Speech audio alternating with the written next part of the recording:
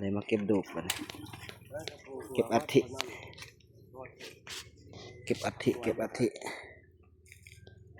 ของพ่อใหญ่เขียวเผาเรียบร้อยแล้วก็มาเก็บ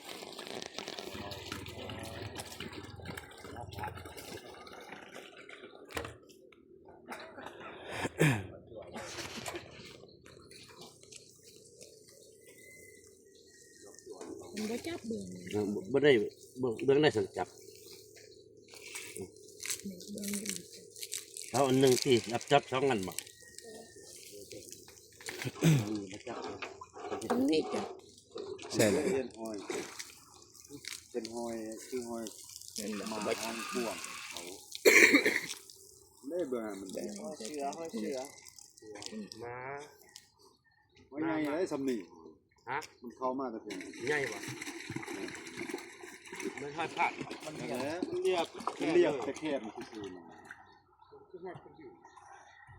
เอาแล้วเอาเพียงมา คิดแม่ง พร้อมอาหารเลย เครื่องเขา บ่เจอเห็นเป็นหอยมา และทันใจจะดีแล้ว เด้เบื่อ ใช่คือบ่เห็นทางนี้ โอ้ยเบื่อ มีแต่เพียงนั้นนาไปพุ่นนะคนบ่มีดอกอยู่ เป้าแคบ มาแล้วเพียงนั้นเพียงนี่มันบ่เข้าเด้ กระดูกวัวตัวนี้ นี่หัว ทำมันร้อนนี่เด้อ ใส่และผ้า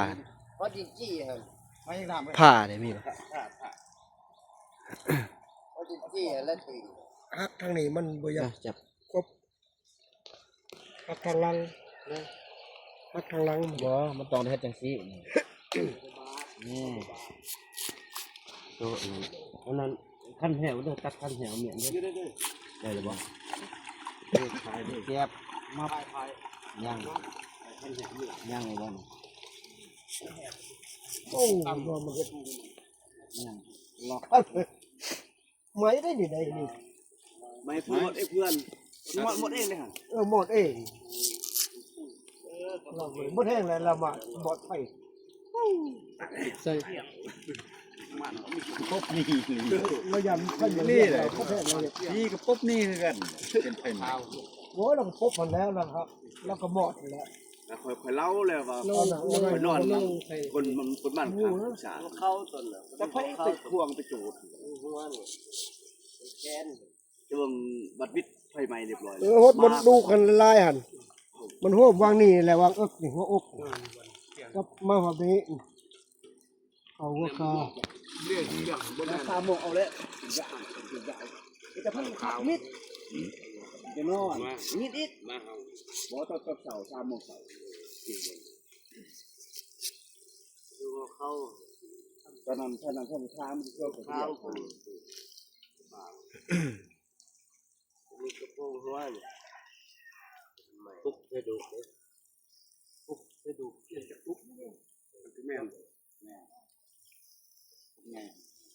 ใช้หัวมันผมมีหัวเอามาก็พอแยงค่ะ ไม่โคตรโซลาเลยผู้นั้นอยู่นักท่องตกหน่อย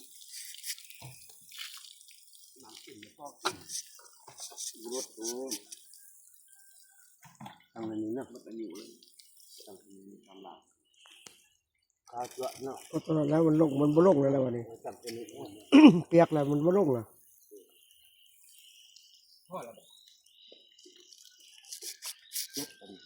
เท่าก่อนพอก่อนมันบ่ลงแล้วคดก็ดิ บอลลูนนั่นมันเอาสมังอะไรสมังก็ได้ไม่เห็นเลยบริษัทช่างบ่ในต้นในโต๊ะบริษัทช่างบ่มีแค่มีทำนี้เขาไปทำนี้บ้านหม้อนั่น ไอโตแบบโคตรโลดแล้วนะมันมี เช็คทำที่ถ่ายได้ไงช่าง ยัง ไปให้ผู้ว่าอยู่อาจารย์พูด คันดิดแม่นคันดิด ว่าเอาคำเขาโตกันโตว่าไปเจอตัวเบิ่งเด้อคุณจะกระดูคำเพิ่มเสือ คันดิดแม่นไหน สุดท้ายจะเป็นแต่บ่ตัวเลื่อมตาเอาก็ไปจัก เฮ้ย เด้ปัจจุบัน อันนั้นตัวเขาพูดเนาะ เอาคำเขาโตป้องกันเพิ่นว่าว่าคำ10ปลายโกลาดเพิ่นชื่อต้องสลึมเฮ็ดติ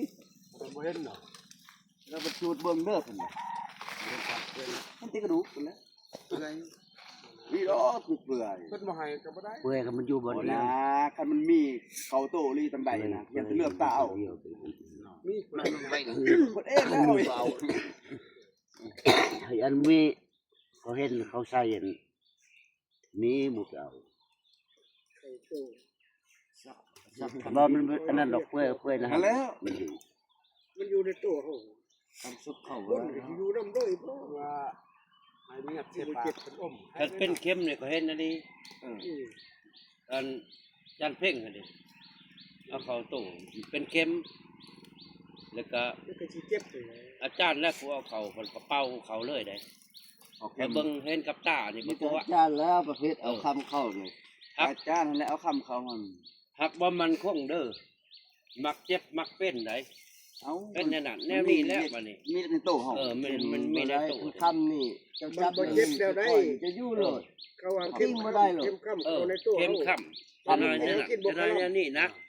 มันมีสะดวกในตู้ มีบ้าน มันต่อกันตายบัดนี้ ตัวมันพิษเนี่ยมันก็ติ้งลงแล้วเข็ม มันจับเจ้านี่ เงินพิษ ได้ ตายโลดจะร้อยเลยแค่ บวชความพันกับขน่อยนี่นะ แบบร้อยมัดต้นโตเลยหมอน อยู่ก็สี่ ไม่ได้แห้งมันจับไปคอย มิตรว่า จะตีงบ่ได้ เป็น มัน นะ เมื่อยเลยร้อย เป็น มัน นั่น เล น่ะ ย เป็นนั่นนี่ใครหนาวทั้งนั้นแหละแต่ว่ามันบ่อยู่ในตู้บ่จะได้ เก็บพี่จัวเอ้ยเขาไปโลดติ นะเก็บ ไปคนเก็บล่ะเจ้าเขาโลด เก็บ มันสับคำดิบเขาก็โตแล้วจับอยู่มันร้อยเนาะ เก็บบ่ลาดอกพระเจ้าผู้ละอันผู้ละผู้ละผู้อะไรแบ่งกันไป ตัวนี้ดูเขาเข้าสิฮะเข้ารอบตัวนี้ เพื่อน อย่าไปนั่งก้มเอา ก้ม อธิ ผมเอาอันนั้นจะไม่ใช่มันถึงมือถึงตัวนั่นกับกล้วยไปเห็นพอจุนอยู่บ้านเขาแล้วเศร้าแล้วอยากเศร้าจะเราว่าเฮ็ดสิเราเฮ็ดขับเศร้าเก็บเราว่าเอ้า ทราบบ่ได้มันนั้นบัดถ้าปูหันปูนี่มันฮ้อนมือเฮามันตายเกิดปู ใช่มาเอาเขาไอ้น้อง เอาเข้ามา มันเก็บแล้ว ใช่แต่มาพี่เพิ่ง นี่ดิอันนี้แหละ เดือนละกว่าบาท เก็บบัดนี้นะ เข้าไปอยู่มันพลาดทิ้งได้เอ้ยบัดนี้สวัสดิ์สัพพะได้อยู่โซนโก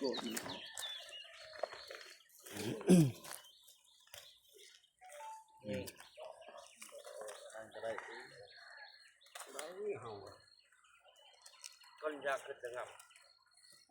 เอาเบิ่งเด้อไผเศษเขียวเราเราอยากให้มีคนใด ให้ที่คนนี่ตรงนี้ บ่ ได้ ได้ก็มาเจ้าโคกผู้ใด จะโคมบ่ มันเฮ็ดแก้วใครค่อยนี่ก็เอาแล้วแก้วนี่ตรงดีเลยได้ฮะ เก็บได้2สะอันกับเป็นกับเขาอีก ก็แรก นั่นบ่ ถึกมือกันนะ ได้แถวนี้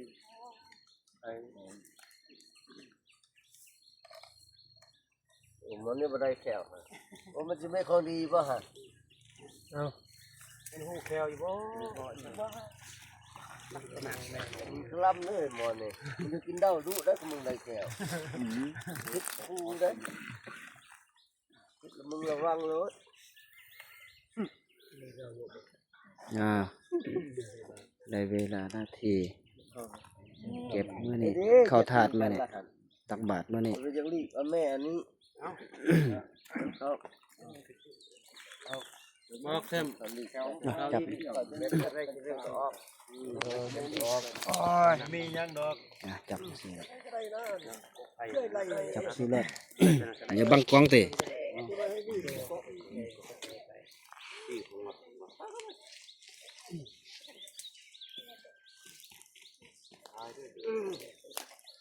ท้ายเพ ปิดเลย ได้เสือมา แล้ว ก็สิฮอดทุ่งนี่ยับ เก็บแต่ตัวใหญ่ตัวน้อยบ่เก็บก็ได้เนาะ อันนั้นแล้วก็ได้ ตามไม้อันนี้ล่ะ สิล่างน้ำล่างนี่บ่มีเขาก็คน ลูกหลายแล้วคนใหญ่เด้คนใหญ่สูงครับ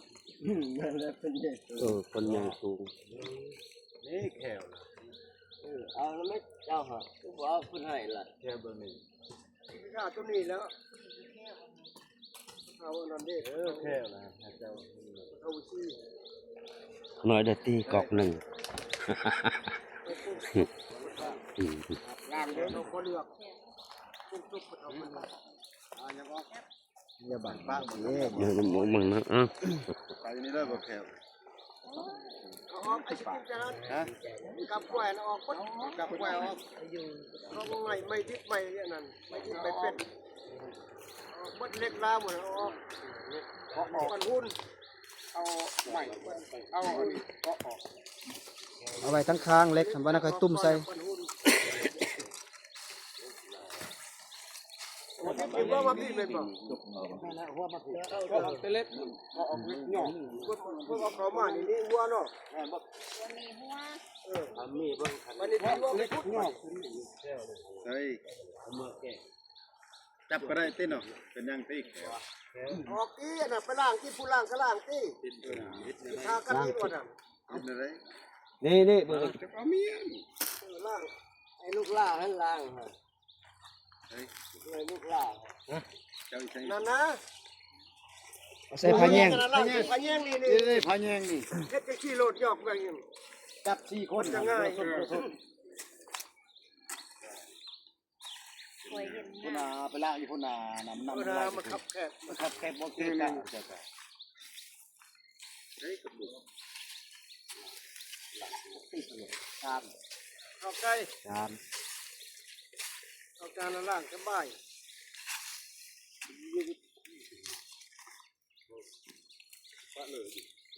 ฮอนเด้อ เอาใส่บัวนะพดนะ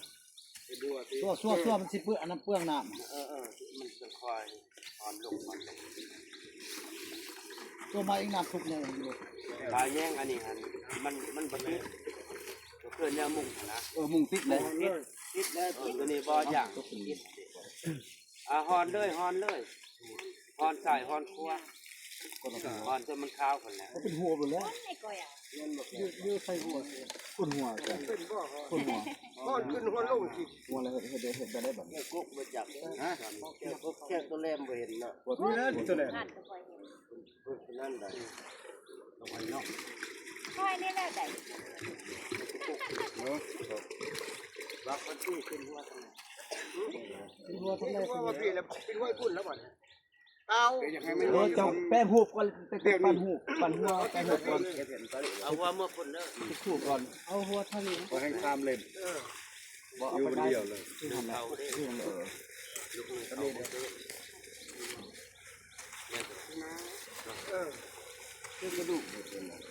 อ ข้างอันนี้เอาเล็กเขาที่ใช่ไหมตัวนี้กระดูกข้างแล้วนี่ เราเห็นเป็นขั้นคู่ก่อนแล้วเราจะแบ่งแล้วนะ เยอะลายเลยกระดูกข้างเลย เก็บมาใส่ไม้ก็ได้ กลัวเบิ่งนี่บ่เป็น แม่ เบิ่งเบิ่งแล้วเพิ่น ตีนมันก็บาดเจ็บหัวตีนเนี่ย คิดเรากระดูกกระดูกเลย คิดไปใส่หัวจะใส่หัวตียังอยู่ยังเลยสินี่คือไอ้นี่มีอะไรนี่บ่ น้าตัวใหญ่กระดูกดิเด็กอันนี้ ทางนี้ตีนเด้อแม่บางคนหัว เล็กเนาะ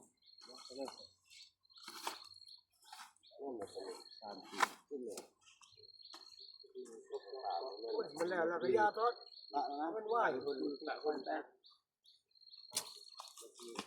ยมันจัก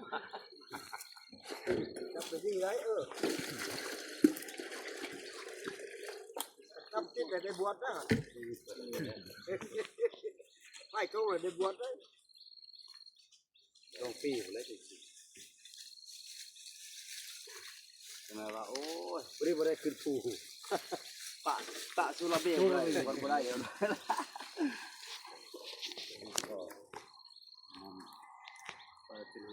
ยังไม่ละยังปีขุด ทุกใหญ่ทุกใหญ่ยัง ยังปีจบแล้วแล้วว่าล่างฮะล่างมาเช็ดแล้วก็ใส่อันนั้นเอาน้ำขมิ้นล่างอีก เอาตอกออกดาว เอาน้ำขมิ้นล่างตามล่างฮะ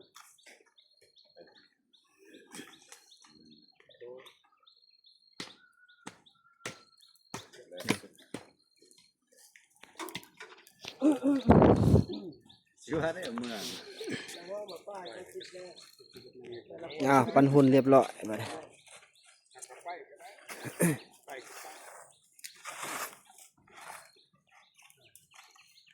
จางเป็นที่สี่กันเลย เฮ้ยเตี๋ยจะที่ จะให้มันนั่นจะให้นั่นนี่เอาตรงก็มีแต่ตรง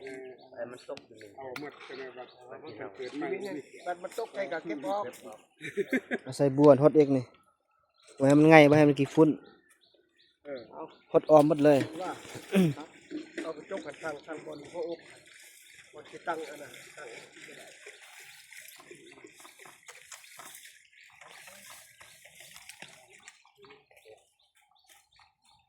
เขาดีกว่า คนเลยนะ รถบรรทุกแคบมันก็ขี้พุ่นนั่น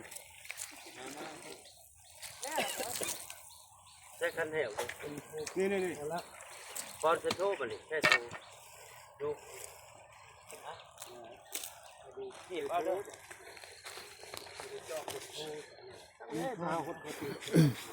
อันน่ะเนี่ยเป็น หุ่นสำเร็จโอ้ยหุ่นนี่ก็ได้เว้นหดห้อยบัดนี้ ว่าบ่เห็นได้อยู่นี่คือ จะพิงหนามไป ใส่แล้วบ่ล่ะ มาตั้งไว้ล้างเรียบร้อยแล้วบ่ล้างใส่กระปุกติ เก็บใส่โถ กระ หัน ปุกมันนี่ใส่กระปุก ใส่โถบ่นี่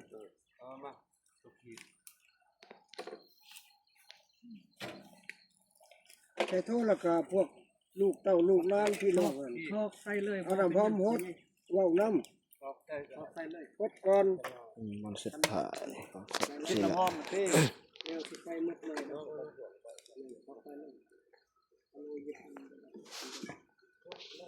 นี่แหละพี่น้องเอ้ยคนเฮาทุกคน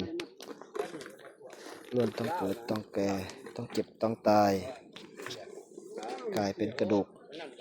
อยู่ในถาดเท่านั้น เจ้าห้องมันก็มาลงมาที่นี้